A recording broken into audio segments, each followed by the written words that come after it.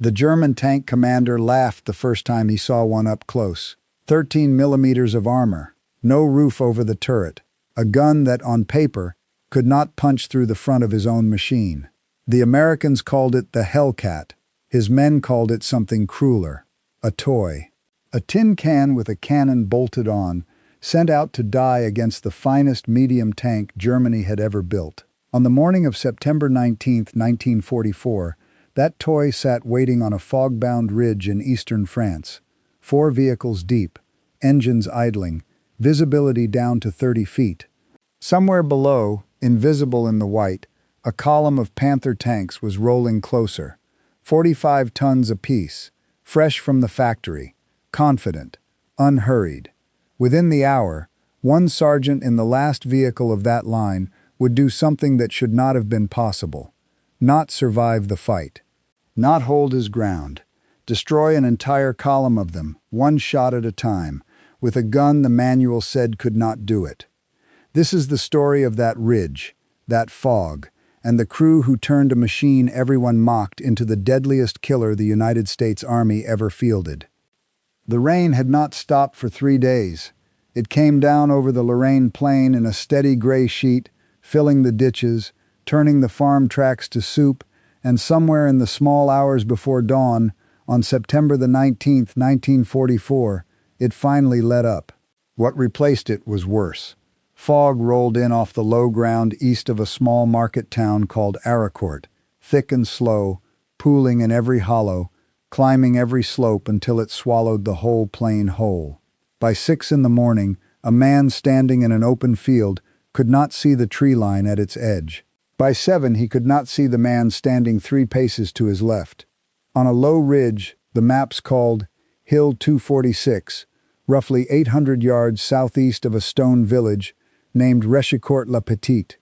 4 American vehicles sat with their engines idling in that fog. They were low, open on top, painted a flat olive drab now streaked black with rain. First Lieutenant Edwin Leiper stood in the lead vehicle, one hand on the rim of the open turret, staring into a wall of white that gave back nothing. He could hear engines. He could hear the tick of hot metal cooling in the wet air, the soft click of his own radio squelch, the murmur of men who had learned, over 3 months of fighting, to talk without moving their heads. Leiper commanded 1st Platoon, Company C, 704th Tank Destroyer Battalion. 20 men, 4 vehicles. His lead vehicle was under a sergeant named Stacy. His last, at the rear of the small column, belonged to a sergeant named Henry Hartman. None of them yet knew what the morning was about to ask of them. They only knew that somewhere below the ridge, hidden in the fog, an enemy column was moving, and that they had been sent to this hill to stop it. To understand what happened next, a man needs to understand 3 things. He needs to understand the machine these men were riding in. He needs to understand the kind of men it took to survive inside it. And he needs to understand exactly how a formation of Germany's finest medium tanks came to be rolling alone down a fog-bound road in eastern France, with no one coming to help them. Start with the machine. It was called the M18, and the men who designed it did not build it out of confidence. They built it out of desperation. In the summer of 1941, German Panzer divisions were tearing across Europe, and the United States Army had nothing capable of stopping them. A colonel named Andrew Bruce, soon promoted to brigadier general, was handed an assignment that sounded almost like a riddle. Build something that kills tanks. Not something that fights tanks, something that kills them, and do it without relying on armor plate to survive the exchange. Bruce believed something most tank officers of his generation refused to accept. He believed speed itself was a form of protection. A vehicle fast enough to be somewhere else by the time the enemy's gun came to bear did not need steel thick enough to stop a shell that never arrived. He wanted a hunter, not a soldier standing toe-to-toe in a slugging match. He wanted a gun with reach and legs fast enough to use it and then disappear. The Buick Motor Division of General Motors built it, in a Flint, Michigan plant that a year earlier had been turning out automobiles for American households. They fitted it with one of the first automatic transmissions ever installed in a combat vehicle. They gave it an air-cooled radial aircraft engine, adapted from the same power plant that had once turned propellers on Army training planes. And to hit the speed Bruce wanted, they stripped the armor down until there was barely any armor left to speak of. 13 millimeters on the hull, roughly half an inch. No roof at all over the turret, leaving the crew exposed to rain, to shrapnel, to anything falling from above. A 76mm gun that could kill a German Panzer IV without much trouble at almost any range, but that, against the front of a Panther, could not be relied upon to penetrate at all. The crews who climbed into it did not need the specification sheet to know what they were riding in. Infantrymen who had watched Hellcats burn gave it names that were not kind. Sherman crews who were offered a transfer into one turned it down. But the name that stuck, the one the crews themselves used in letters home, was simple, and it was not meant as a compliment. They called it the Purple Heart Box. By the time the first battalions of M18s came ashore in Normandy in the summer of 1944, some senior American commanders were quietly trying to kill the entire program.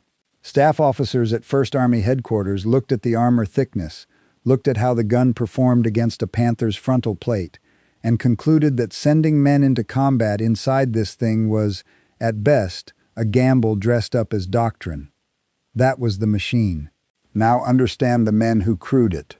The 704th Tank Destroyer Battalion had landed in Normandy in late July and had been fighting without real rest for close to 2 months.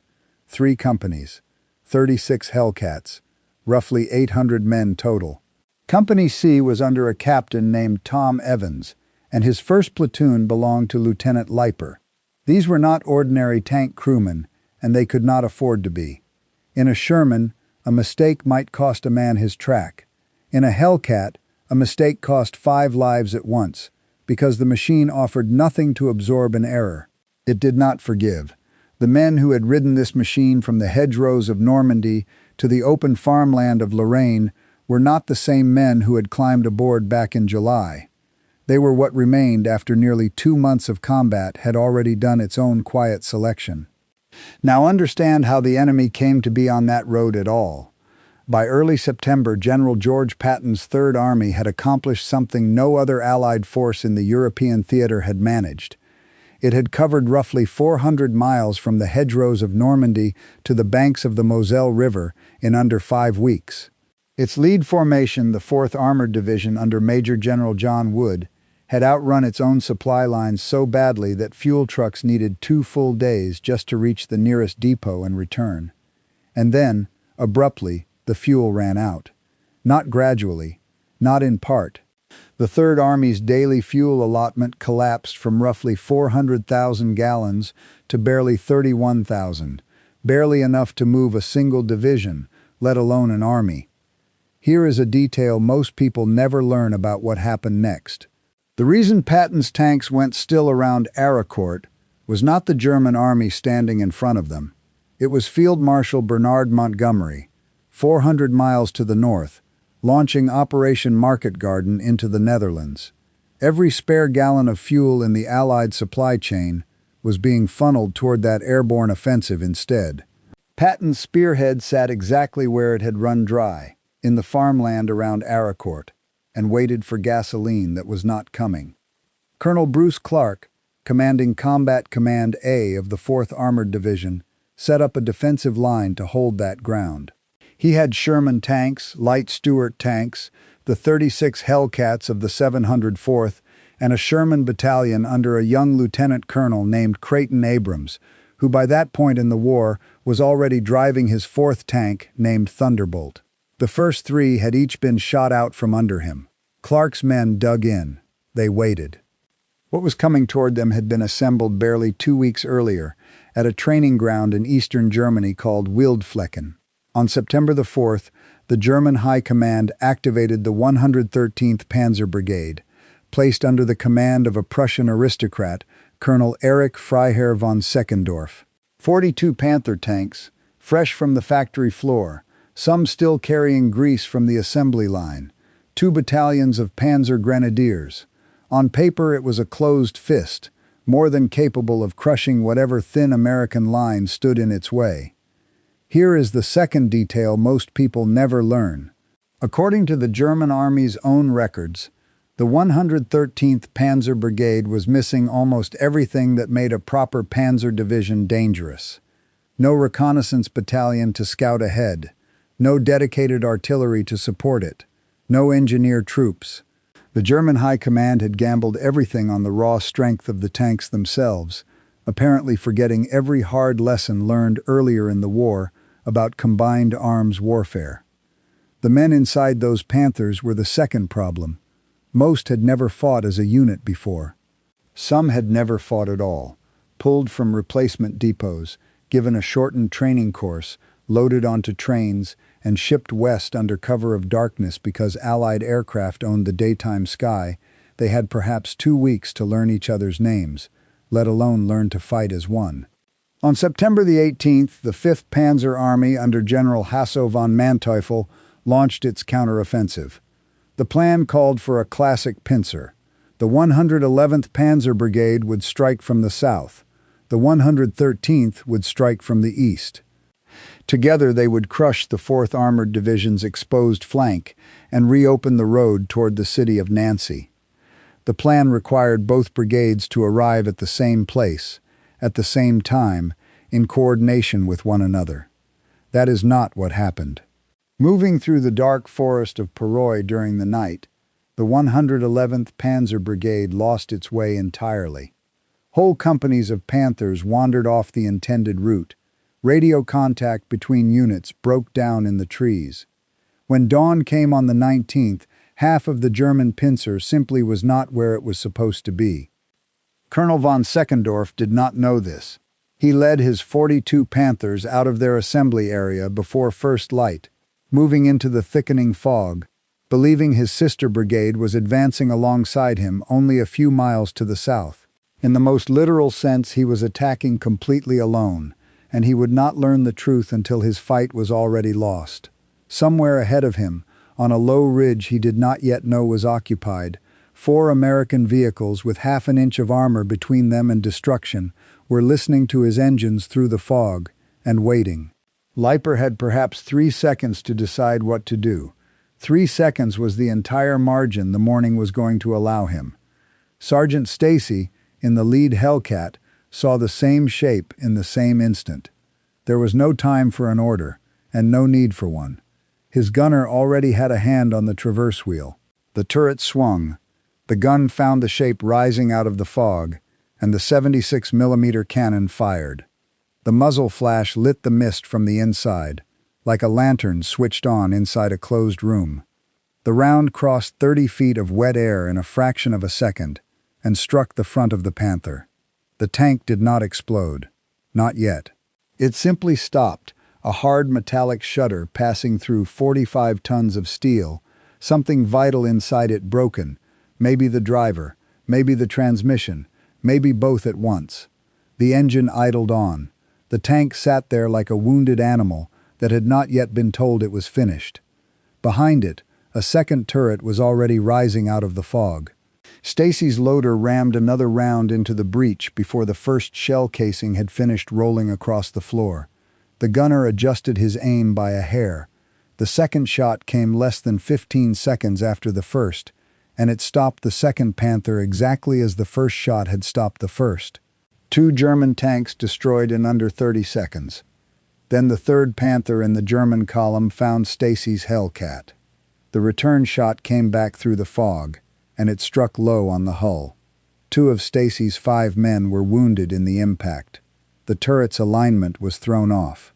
But the engine kept turning over, and Stacy's driver, half deafened by the blast, working on instinct alone, threw the transmission into reverse and pulled the wounded vehicle off the exposed crest of the ridge. Stacy would survive. His crew would survive. His Hellcat would be repaired and returned to service within days. None of them knew any of that yet. They only knew the driver had gotten them out in time. The second Hellcat in Leiper's small column caught the Panther that had just wounded Stacy's crew. A single round into its exposed flank at close range, and that German tank went silent as well. Two more Panthers further back in the column tried to reverse toward the tree line rather than press forward into whatever was killing them. They did not make it. The Hellcats caught them mid-turn, and the 76mm guns punched into their thinner side armor before the German drivers could finish the maneuver. Inside Leiper's own vehicle, none of this looked like the tidy sequence it reads as now. It looked like noise and light with no clear edges. The report of the 76mm gun inside an open turret was not a sound so much as a physical blow, a pressure wave that hit the chest before the ear had finished registering the crack of it. Spent brass rolled hot across the floor plate and under a man's boots before he had time to kick it aside. Rain kept falling through the open roof the entire time, mixing with cordite smoke until the air inside the fighting compartment tasted the way a struck match smells, and every man aboard was soaked through to the skin and had stopped noticing it. Nobody was counting seconds. Nobody had the luxury of counting anything except targets and rounds remaining. 5 German tanks destroyed, 1 Hellcat damaged and withdrawn. Total elapsed time, under 5 minutes. It had taken longer for the sky to go from black to gray that particular morning than it had taken these 4 exhausted crews to open a hole clean through the entire head of a German armored column. Hold that number in your mind for a moment. 15 days. That is how long it had taken the German High Command to build the 113th Panzer Brigade from nothing, to pull crews out of replacement depots, load Panther tanks onto flat cars, move an entire brigade west under cover of darkness, and assemble it on a training ground in eastern Germany. 15 days to plan a counteroffensive meant to shatter the American advance across Lorraine. 5 minutes. That is how long it took 4 American vehicles, wrapped in half an inch of armor, to erase 5 of those Panthers from the war entirely. But Leiper's fight was nowhere near finished. He still had 3 Hellcats standing, and as he stood on that ridge with fog pressed against his face like a wet cloth, he could hear exactly what the fog was hiding from him. More engines. More tracks grinding on wet gravel. The unmistakable weight of armor moving in volume somewhere down the slope, coming up the road from the direction of Rechicourt-le-Petit. He could not say how many vehicles were coming. He could only listen and count the seconds. Now consider what he did next, because every reasonable instinct available to a man wearing 13 millimeters of armor was telling him to pull back, to put distance between his 3 surviving vehicles and whatever was approaching. He had already done his job. He had blocked the road. He had killed 5 Panthers. Nobody would have questioned a withdrawal. He did not withdraw. He repositioned. He shifted his 3 remaining Hellcats onto a shallow depression on the neighboring high ground, a fold in the terrain that hid their hulls from anyone moving up the road, and he told his crews to hold their fire and wait. What came out of that fog over the following 20 minutes would test everything these men had learned in 3 months of fighting since the hedgerows of Normandy. Before describing what happened, it helps to understand something no side-by-side comparison of a Panther against a Hellcat will ever capture. On paper, German tank radio doctrine was excellent, arguably the best in the world at that point in the war. Every Panther in a company carried a receiver. Every platoon and company commander carried a transmitter as well. In clear weather, with a well-drilled crew, German tank companies could coordinate faster than almost any Allied unit on the battlefield. But the men riding in these particular Panthers had never trained together in fog. They had perhaps 2 weeks together, total, and they had never practiced the disciplined radio drills that might have let them talk each other onto targets they could not see at 30 feet. The American crews on that ridge, the same men who had fought together since Normandy, knew each other's voices on the radio net the way a man knows the voice of his own brother in a darkened room. When Leiper spoke, his 3 surviving commanders did not need him to repeat himself. They already understood what he meant to say before he finished saying it. A single word, a call sign, half a sentence cut short by static, and the man on the other end already knew whether it meant hold, shift right, or fire now. That kind of shorthand cannot be issued in an order, and cannot be taught in a classroom. It is built one shared firefight at a time, and by September of 1944 these 4 crews had built it across France, Belgium, and now Lorraine, one dead friend and one narrow escape at a time. That is the invisible weight sitting on the American side of the scale that morning. Not steel thickness, not gun caliber. 90 days of shared combat, translated into the twitch of a hand on a traverse wheel, the half-second decision of a driver who had learned exactly when to move without being told. The Panthers came on. Leiper, straining forward in his open turret, caught the outline of a turret moving along the road below the ridge. Then another. Then another. In clear weather, that column would have spotted his 3 Hellcats from 1,000 yards out, and at 1,000 yards the Panther's 75mm gun was effectively a death sentence for anything it aimed at. But this was not clear weather. At close range in heavy fog, the entire logic of armored combat inverts itself. A Panther cannot use its range advantage if it cannot see. Its crew cannot spot a target, range it, and fire before a faster vehicle reacts to being seen. At 30 yards in fog, a tank battle stops being an artillery duel and becomes a knife fight. And in a knife fight, the thing that decides who lives is not how much steel you are carrying. It is how fast you move, how quickly you can put a round on target, and who sees whom first. Leiper's 3 Hellcats opened fire from the flank. The first rounds caught the German column still driving in file, tanks that believed themselves to be rolling through rear area ground, and high-velocity shells slammed into their thinner side plating, 40mm on the hull, 60 on the turret sides, well within what the 76mm gun could punch through cleanly at that distance. The lead Panthers stopped in the road. Some tried to traverse their turrets toward the ridge. Others tried to reverse. The fog made any coordinated response impossible.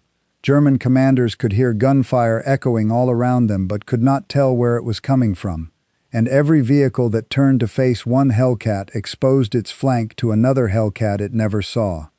The Germans hit back. One 75mm round found its mark and killed one of Leiper's 3 Hellcats outright. The crew went over the sides into the fog on foot, dragging a wounded man between them, disappearing down the reverse slope toward the American lines. Minutes later, a second Hellcat took a hit, and its crew bailed out as well. That left one, Sergeant Henry Hartman's Hellcat, still tucked into the depression on the neighboring ridge, still firing. What Hartman did over the next several minutes is difficult to reconstruct in perfect detail, because the same fog that had kept him alive also swallowed most of the fine grain of the fight from anyone watching. But the after-action reports filed by his battalion confirm the result in plain figures. From that single vehicle, 17 tons, half an inch of armor, an open turret filling slowly with rain, Sergeant Hartman destroyed 6 German tanks. 6. Consider what a number like that actually requires. Every shot means breaking cover for the length of time it takes to fire. Every shot means a muzzle flash from the 76mm gun marking his exact position in the fog as clearly as a signal flare. Every shot means every surviving Panther crew within earshot now has a rough idea of exactly where he is sitting. And every shot means his driver has to move immediately afterward. Reverse, find new cover, stop, hold steady long enough for the gunner to reacquire a target, fire again, and then move once more, all inside a vehicle with no roof, and a gun that, according to its own technical manual, was not supposed to be capable of killing a Panther from the front in the first place. 6 times Hartman broke cover. 6 times he fired. 6 times his driver pulled the vehicle clear before a German gun could swing onto the spot where the muzzle flash had just appeared.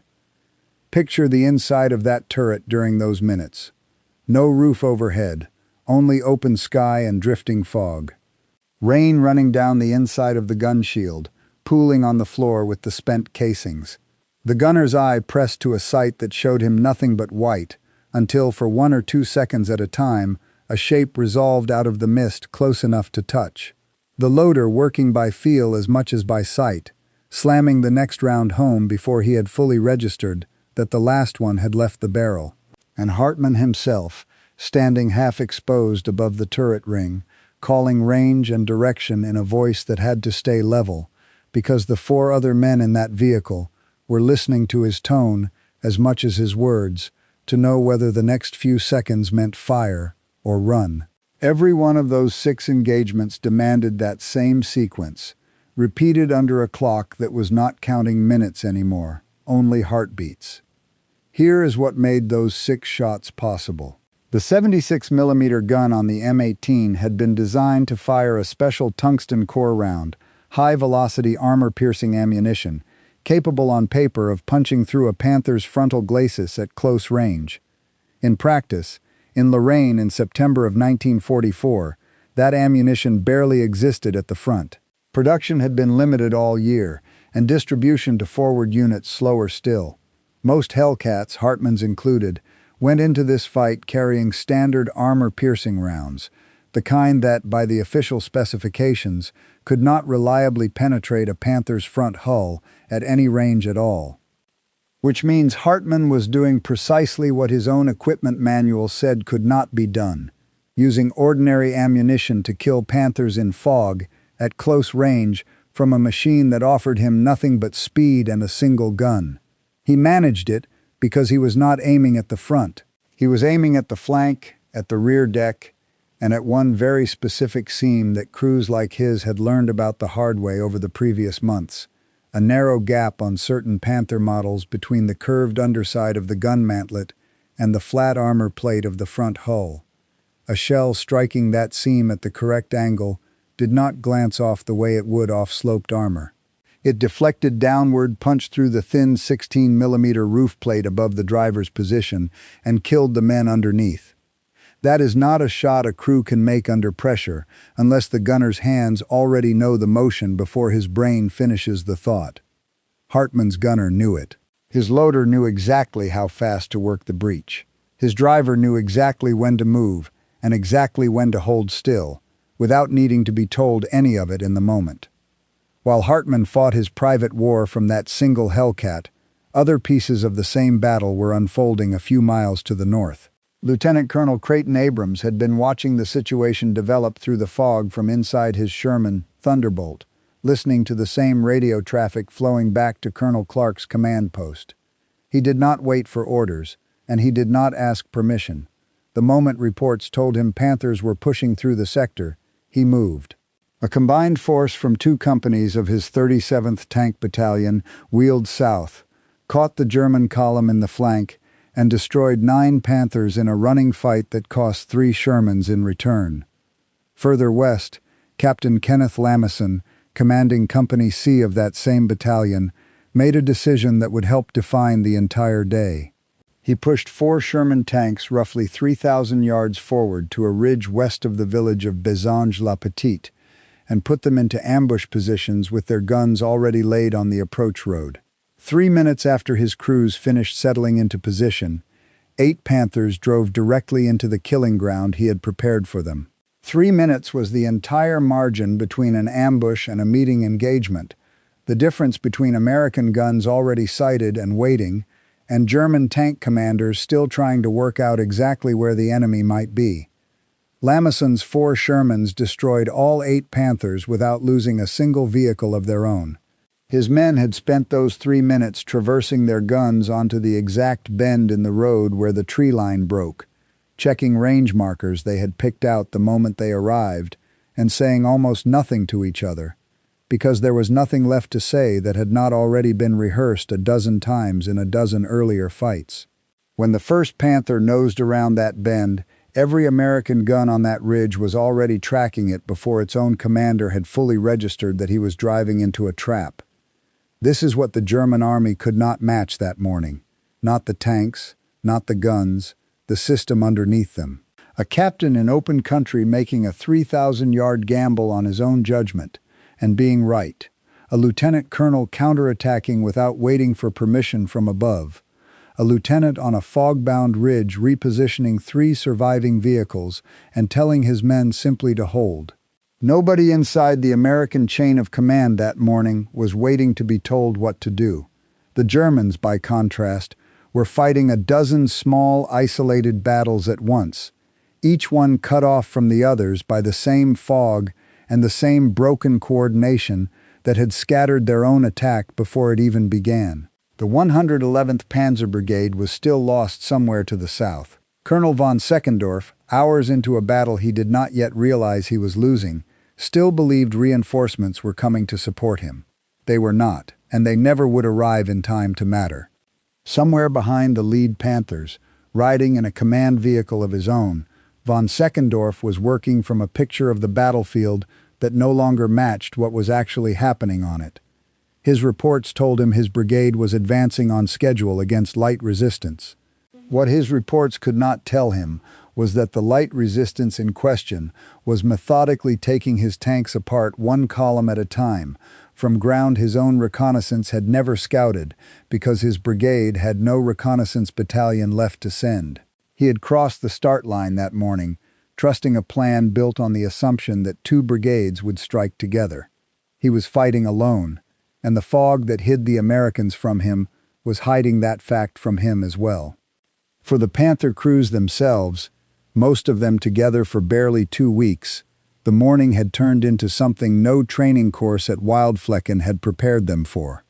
They had been told they were driving the finest tank in the war into a beaten, retreating enemy, low on fuel and low on will.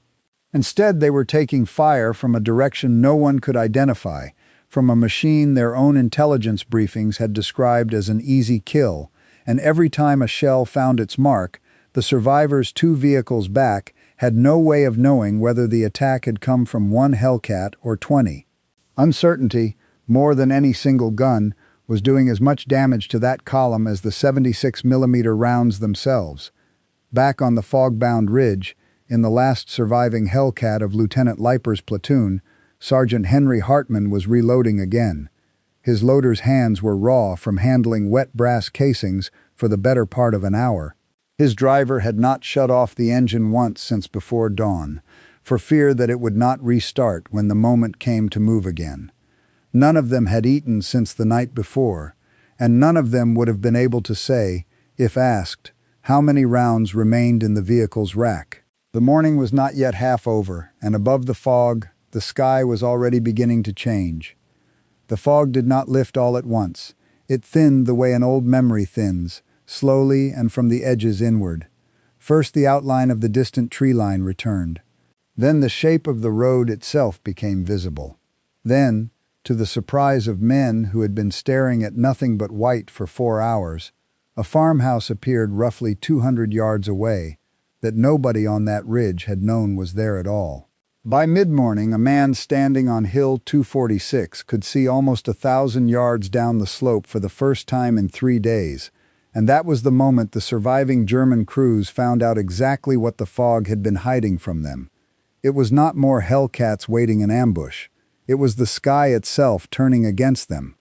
The 4th Armored Division's field artillery battalions had been listening on the radio net all morning.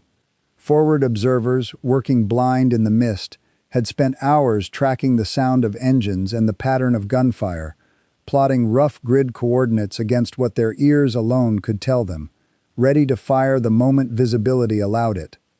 When the ceiling finally lifted, they did not need to wait for a fresh order. The 105mm howitzers of the division's artillery opened a coordinated fire mission within minutes, and shells began falling on German armor caught in the open between Rechicourt-le-Petit and Bézange-le-Petit.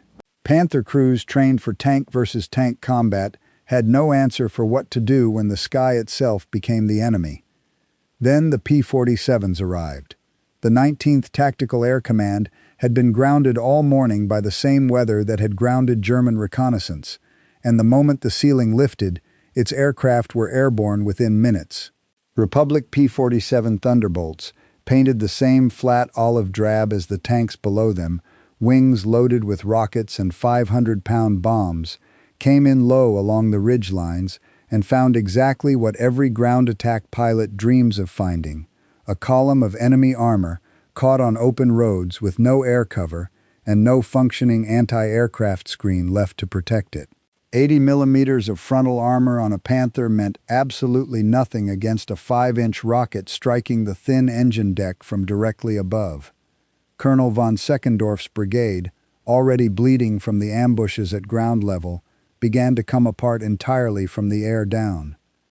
By the end of that single day, September the 19th, 39 German tanks lay burning or abandoned across the fields and roads around Aricourt. The 4th Armored Division had lost 4 Hellcats in exchange. The ratio was not close to even. It was not in the same universe as even, and the battle itself was still far from finished. Over the following 10 days, the 5th Panzer Army fed the remnants of the 113th Panzer Brigade, reinforced by the 11th Panzer Division and by the badly delayed arrival of the 111th, back into the fight against Colonel Clark's Combat Command A. Attack after attack followed roughly the same pattern. A German thrust forward, an American counterattack, artillery, air power, and then a German retreat, each time leaving fewer tanks behind than the time before. On September the 23rd, near a village called Lagarde, southeast of Aricourt, Colonel Erich Freiherr von Seckendorf was killed in action. He was 47 years old. He had commanded the 113th Panzer Brigade for exactly 19 days. He was posthumously promoted to General Major. The remnants of his brigade were folded into an improvised battle group under Lieutenant Colonel Erich Hartman, and that battle group fought once more, at Hill 318, and lost again. On October the 1st, 1944, the 113th Panzer Brigade ceased to exist as a formation altogether. Its shattered remains were absorbed into the 15th Panzer Grenadier Division. Total time from the brigade's activation at Wildflecken to its complete destruction, 27 days. By the time the fighting around Aricourt finally quieted, the German army had committed roughly 260 armored vehicles to that single sector. Most of them never left it. The 113th Panzer Brigade was gone. The 111th had been gutted. The 11th Panzer Division, one of the most experienced armored formations fielded anywhere in the West, had been bled nearly white in a battle that had begun with the Germans holding every advantage on paper. Back on the ridge above Rechicourt, on the morning after that first day of fighting, Sergeant Henry Hartman climbed down out of his Hellcat and stood in the wet grass in his boots. His vehicle had taken small arms fire and shell fragments overnight. Nothing heavier had touched it. 13 millimeters of steel had held, not because that steel had actually stopped anything capable of piercing it, but because the man riding inside it had never once stayed still long enough to be hit by anything his armor could not already absorb. 15 German tanks lay destroyed on the road and in the fields below Hill 246. Most of them were Panthers. 4 Hellcats from Leiper's platoon had been engaged that morning. 3 had been lost. Sergeant Stacy was alive and recovering. 2 crews were making their way back on foot through the last of the thinning fog. Hartman's Hellcat was the only one of the 4 still sitting on its own tracks. Before closing this story, it is worth being honest about what this fight actually was, and what it was not. It was not the work of one man alone, however the numbers might read at a glance. The claim that 6 Panthers were destroyed by a single Hellcat crew is true, and it is documented in the unit's own after-action reports, but it is also the smallest possible frame around a much larger picture. Hartman fought because Stacy had already killed 2 tanks before him. Stacy fought because Leiper had put his platoon on that hill in the first place. Leiper was on that hill because his captain had sent him there, and that decision traced back to Colonel Clark, who had understood faster than any German officer that morning exactly where the real attack was going to fall. Every man in that chain had been free to act, to move, to fire, to hold ground or give it up, because the American command structure, from colonel down to sergeant, trusted the man below him to make his own decisions without waiting for a radio call to grant him permission. The German army could not match that on this particular morning. It had better tanks, it had a longer-reaching gun, it had thicker armor on every single vehicle in that column. What it did not have was a sister brigade that showed up on time. It did not have a company commander willing to move 4 tanks 3,000 yards forward on his own judgment. It did not have a Panther crew that had lived long enough together to know each other's voices over a radio net without needing to ask twice. The men who won at Aracourt that day were not miracles. They were simply the survivors of a machine that had already killed everyone slower than them months before this particular morning ever arrived. That is the difficult part of this story to sit with. The M18 Hellcat finished the Second World War with the highest kill-to-loss ratio of any armored fighting vehicle fielded by the United States Army. 526 enemy vehicles destroyed, against 220 Hellcats lost, a ratio of roughly 2.5 to 1. Nothing else in the American arsenal came close to matching it. Not the Sherman, not the M10 tank destroyer, not even the heavier M36 with its 90mm gun. A vehicle carrying 13mm of armor should not, by any reasonable measure, be able to compile a record like that. The historian Stephen Zaloga, one of the most respected authorities on American armor of the Second World War, studied that record closely and reached a conclusion that sounds almost like a contradiction. The Hellcat's extraordinary combat performance, he wrote, was a product of its crews, their training, their nerve, their refusal to die inside a machine that offered them nothing beyond speed and a single gun. The design itself, he argued, was fundamentally flawed. The Army had never set out to build a machine that would select for elite crews by killing off everyone else. That is simply what it ended up doing. Most of the men who built that record never knew the final tally while the war was still being fought. They knew only their own fight, the sound of a Panther's engine somewhere close in the dark, the 2 seconds of silence before finding out whether their own driver had been fast enough. Follow these men forward a little further. Colonel Bruce Clark, who had sent Leiper's 4 Hellcats up onto Hill 246 in the first place, went on to help hold the defense of St. Vith during the Battle of the Bulge that December, and retired years later as a 4-star general, insisting more than once that Aracourt had proven a belief he had always held, that the quality of a crew mattered more than the quality of its machine. Lieutenant Colonel Creighton Abrams, who counterattacked through Rechicourt that same afternoon, went on to lead the armored spearhead that broke through to Bastogne in December, relieving the encircled 101st Airborne Division in what General Patton would later call the finest feat of arms of the entire war. Abrams went through 7 tanks named Thunderbolt before the war in Europe finally ended. He rose, decades later, to serve as Chief of Staff of the United States Army during the Vietnam War, and when the Army designed the tank meant to replace the Sherman's descendants in the 1980s, it named that tank after him. The M1 Abrams remains the main battle tank of the United States Army today. Major General John Wood, who had built and led the 4th Armored Division from Normandy through Lorraine, was relieved of his command on December 3, 1944, after a disagreement with his corps commander. He never held another combat command for the rest of the war. He had built one of the finest armored divisions in the entire American Army, and he was sent home before it ever crossed the Rhine. And less than 2 years after Aracourt, the United States Army did something that says almost everything a person needs to know about how quickly institutional memory can be overwritten. It abolished the tank destroyer force altogether, doctrine and all. General Andrew Bruce's original idea, a fast, lightly armored hunter, built to kill tanks with speed and a gun rather than with thick steel, the same doctrine that Hartman and Leiper and Stacy had proven beyond argument on Hill 246, was quietly retired. The M18 Hellcat, the vehicle carrying the best kill-to-loss ratio in the entire American armored force, was declared surplus.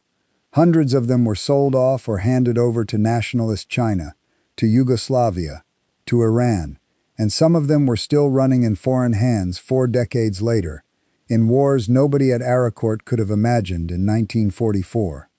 The Germans had mocked the Hellcat because they measured it the way they measured everything else, by the thickness of its armor and the caliber of its gun. By those 2 measurements alone, they were not wrong. It was thin, and its gun was, on paper, not enough. But the measurements themselves were the wrong ones to use, because the Hellcat had never been built to survive by standing still and absorbing punishment. It had been built to survive by being somewhere else before the punishment ever arrived. And the men who crewed it, fighting with no roof above their heads and a 2-second margin between living and dying, did not need 80 millimeters of steel wrapped around them. They had speed, they had nerve, and on a foggy morning in Lorraine, above a stone village called Rechicourt-la-Petite, they had each other. 526 kills, 220 losses. The best record in the entire United States Army's armored force, built by men nobody envied, inside a machine nobody wanted, 1 2-second bet at a time. If this story stayed with you, consider leaving a like. It costs nothing, and it helps this kind of real history, actual American history, reach the people who need to hear it. If you have not subscribed yet, consider joining us for the next one. And if someone in your own family served in an armored unit during the Second World War, in a Hellcat, in a Sherman, anywhere at all, tell that story in the comments below. These men survive in memory only as long as someone keeps telling it.